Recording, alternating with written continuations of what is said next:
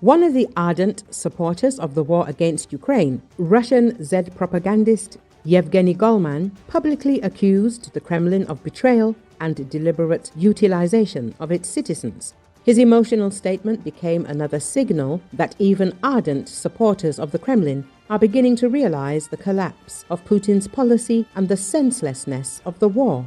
Our country lives in some kind of surreality. Some dance and sing, others fight. I have the feeling that there is simply a recycling, a sacrifice to someone, Golman said in his blog.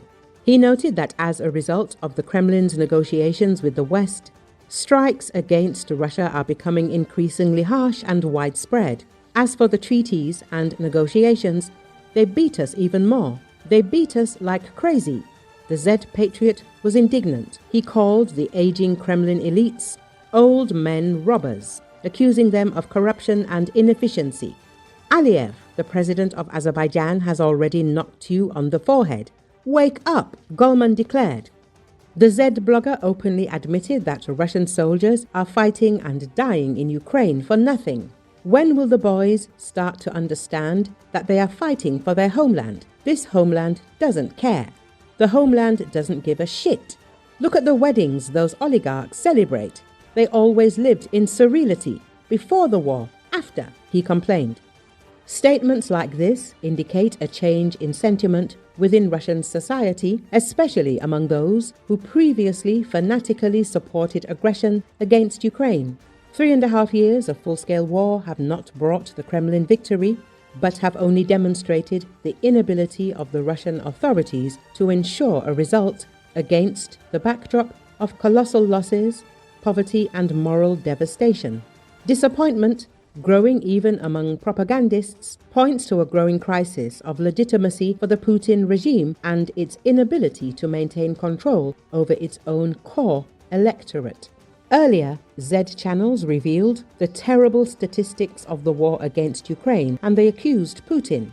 One of the pro-war Z channels, called Vault 8, Shelter Number 8, has published revelations that speak of the almost complete destruction of individual Russian assault companies during the fighting. The SVO amazed us with new standards of losses. For example, in our unit it was 70% of those who lost combat capability. Only then was the assault company withdrawn from combat, Z Channel said.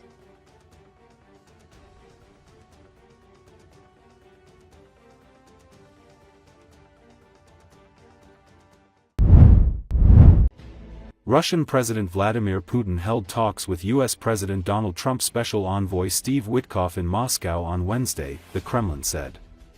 According to Associated Press, the meeting comes just days before the White House's deadline for Russia to reach a peace deal with Ukraine or potentially face severe economic penalties that could also hit countries buying its oil. The meeting between Putin and Witkoff lasted about 3 hours. Neither side gave an immediate readout of the talks.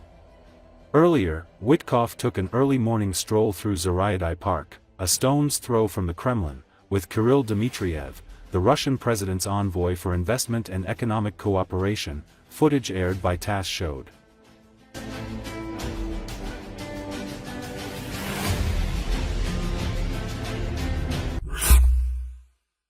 U.S. President Donald Trump's special envoy Steve Witkoff arrived in Moscow, state-owned Russian media reported on Wednesday, days before the White House's deadline for Russia to reach a peace deal with Ukraine.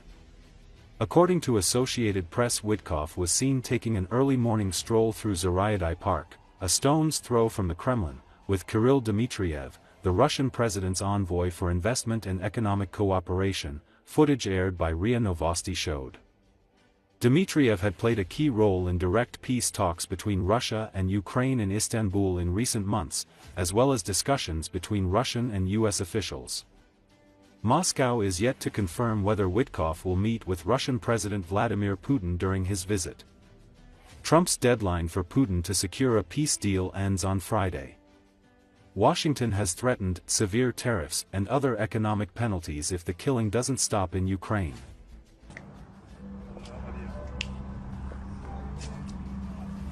What are your expectations today? Whom do you expect?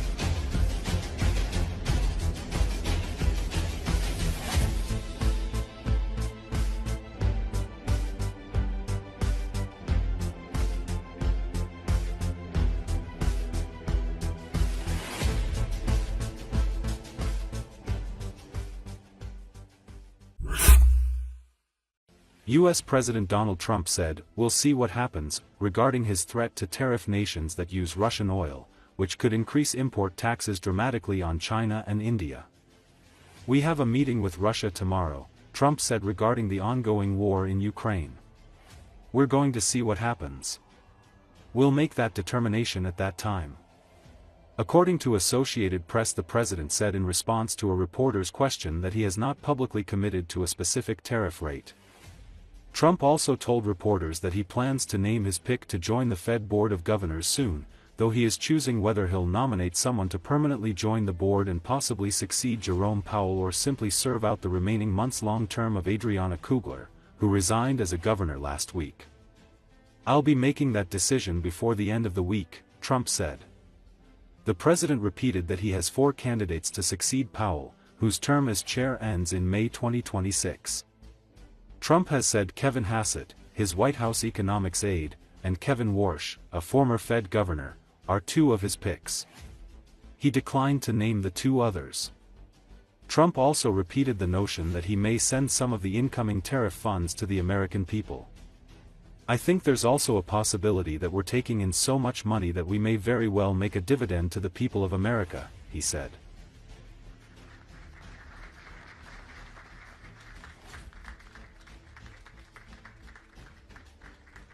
Thank you very much, everybody. It's a big day for a lot of reasons. Go ahead, please. Thank you, Mr. President.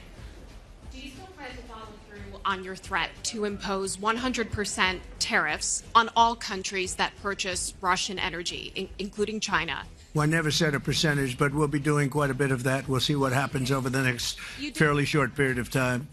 But we'll see what happens. Yep.